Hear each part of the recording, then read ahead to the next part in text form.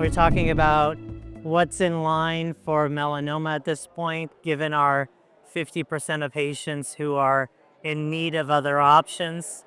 So my talk today reviews the clinical trials that are out there for our patients.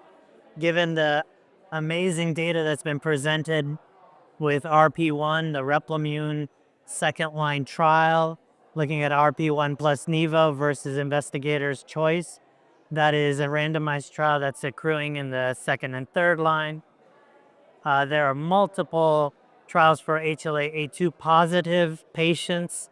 The first one is the PRAME IMTAC brenetafusp. So brenetafusp plus PD-1 versus single agent PD-1 versus PD-1 lag for second, third line.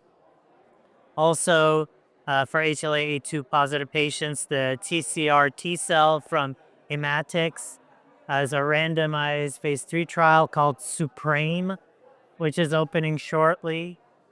Interestingly, great data from Replimune again with RP2, which is a construct that has CTLA-4 in it.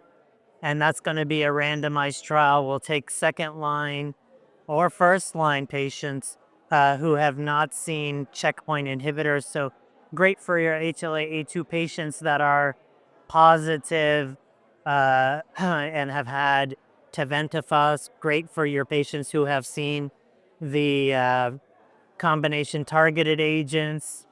Great for your patients who want to just start on that. So that's a great trial.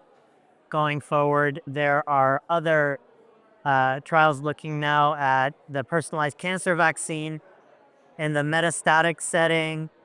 So there's a first-line metastatic trial with a personalized cancer vaccine. Mark Ferries and Alex Vanakoy are going to look at index lesion, index nodal resection versus completion nodal dissection for patients, and that's an upcoming cooperative group trial.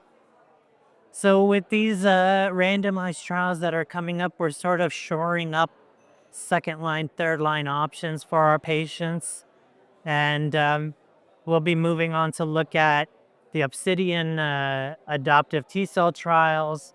Obviously, Amtagvi is approved, but other trials that look at knockouts, so a PD-1 CRISPR knockout, TIL, all of those are important. And not to forget that in the setting of seeing those things or being not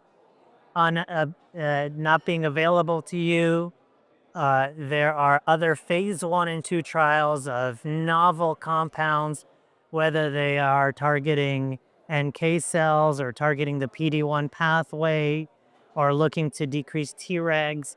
Those are all out there. I don't want to forget the fact that there are multiple different CTLA-4 type of antibodies out there, and BioAtla has their conditionally active CTLA-4 that targets the tumor microenvironment, so less toxicity, and is being combined at higher doses with anti-PD-1. So lots going on. What about what we're looking for the data to come back on? There's a randomized Moderna mRNA vaccine plus Pembro versus Pembro adjuvant trial that's accrued. We look forward to that. And then the IO Biotech first-line metastatic trial with an IDO PD-L1 vaccine plus a PD-1 versus PD-1 alone. It's accrued. We're waiting for the progression-free survival data and also the overall survival data. So a lot of patients going to go on to randomized phase 3 trials where we'll get information and try to move further along with novel therapies and clinical trials. So hello from Naples and goodbye from Naples.